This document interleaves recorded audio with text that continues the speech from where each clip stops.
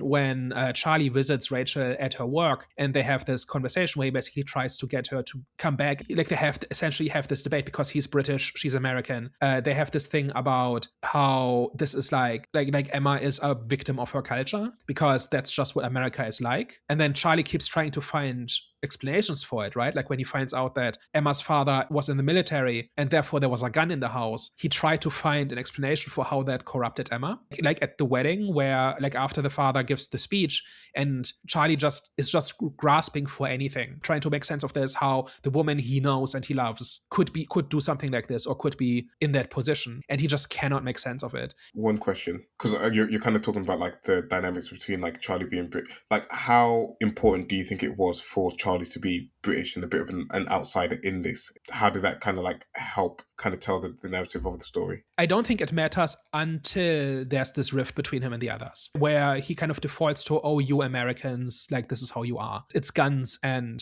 school shootings and that sort of thing, because in Europe, we don't really have this. I think in Germany, in my country, there have been 3 in my lifetime, something like that. And in the US, there's just a lot more, right? And so it becomes an American thing at some point. And I can totally see myself like living, like after living in the US for 10 years and having American friends and whatever, at some point that kind of comes out, right? Because on some level, you think of that as an American thing. And I think that's been buried in the back of his mind for so long, and it doesn't normally come up. But here it comes out because he's grasping for anything. And that's the one, like it's the last thing that makes sense to him because he's tried everything else. Honestly, like I've lived in the UK for 12 years. Sometimes it comes out like, yeah, that's what the Brits do. This is typically British.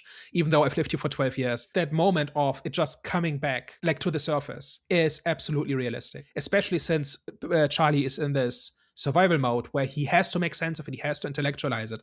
He has to read 10 Atlantic articles about gun violence in order to make sense of this, right? Like it cannot simply be just a person in a difficult situation. It has to be a structural, socioeconomic, political thing, just because that is how he thinks. But it's his only coping mechanism. He has no other way of making sense of this. Even the others can't really explain why they're so freaked out by this. Like it's not like not even Rachel can point to something specific about why this means she should throw away a decade of friendship with Emma, right? I just found that really interesting, that essentially portrays all of these very affluent and sophisticated and privileged people as completely, like, as kind of losers who don't have basic life skills. And like this is kind of just the instance that brings that to the forefront, because that's maybe the biggest crisis they've had in their lives in terms of not knowing what to do, and they cannot handle it. None of them. Yeah. Sorry, except for Mike. He's just suffering the entire time because his friends won't get their act together. Like he was like the one likable character in all of this.